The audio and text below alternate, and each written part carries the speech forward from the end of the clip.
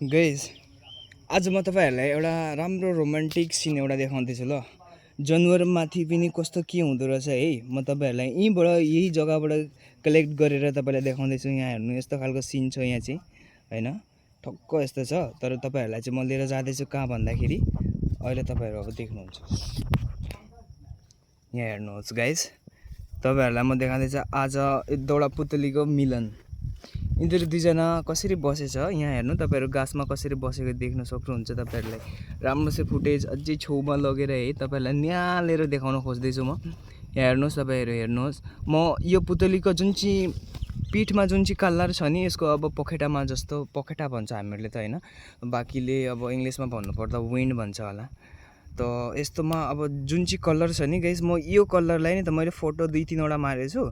म यसलाई गएर घरमा आर्ट गर्नु ट्राई गर्छु। आर्ट गरेर म तपाईहरुलाई देखाउँछु। तपाईहरु त्यतिखेर चाहिँ भन्नु नि तर कस्तो लाग्यो हैन।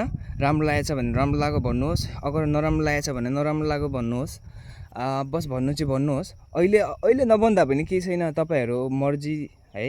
तपाईहरुलाई कस्तो के लाग्यो भन्नुहोस्। त्यो चाहिँ आफ्नो कमेन्ट सेक्सन भराउन सकिन्छ। अनि त्यो तपाईले बोलेकोमा बा तपाईले टेक्स्ट गरेकोमा त्यसमा पैसा कुनै लाग्नेवाला छैन। तपाईले अगर आफूले क्रेडिट लिन नसके पनि अरूलाई दिनुपर्छ। त्यो खालको कुरा सधैँ एउटा माइन्डसेट, राम्रो माइन्डसेट, लङ माइन्डसेट राख्नु हैन।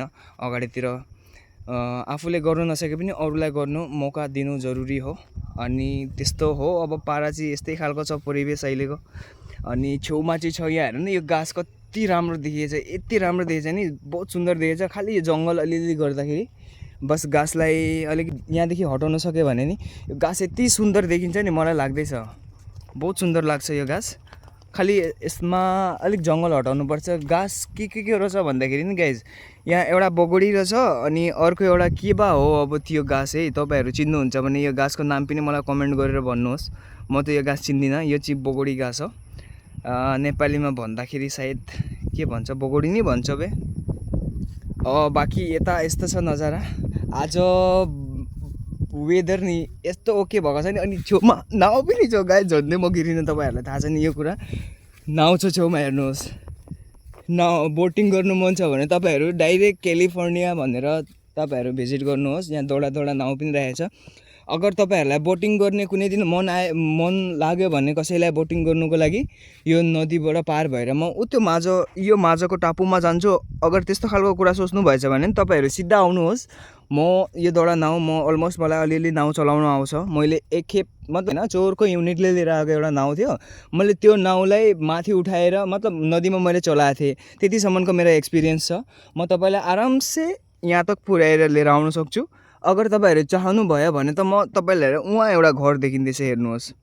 यहाँनिर एउटा घर देख्नु हुँदैछ नि, यो घर सानो एउटा घर छ हो। त्यो घर तक पनि भिजिट गराउन सक्छु। त्यसको लागि चाहिँ हामीहरूले नाउ यहाँदेखि लिएर गएर हुँदैन। नाउ अलिकति हामीहरूले अगाडिदेखि लानुपर्छ।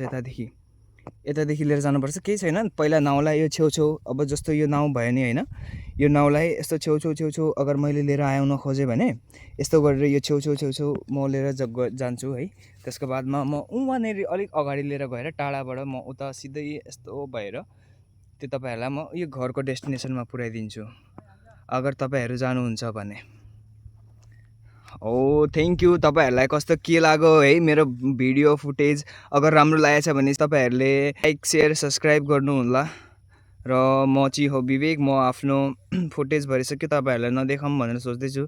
बस आज नजाराले नै तपाईहरुको मनलाई अलिकति सुकुन फिल गराउँछ। बाहिर बस्नु भएको दाजु भाउजूहरु है मेरो भिडियो हेरेर तपाईहरु हल्का यतापट्टिको दृश्यहरु अगाडिकै दिनको जस्तो यहाँ हेर्नु अहिले पनि मुडाहरु राखिरहेछ।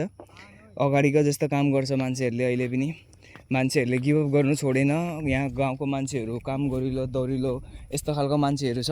सो त्यतिको लागि तपाईहरुलाई सबैलाई धन्यवाद। मेरो भिडियो यत्रो टाइम तपाईहरुले हेर्दिएको लागि, यति आफ्नो कीमती समय दिएको लागि म तपाईहरुलाई भेरी थ्याङ्क यू भन्नु चाहन्छु।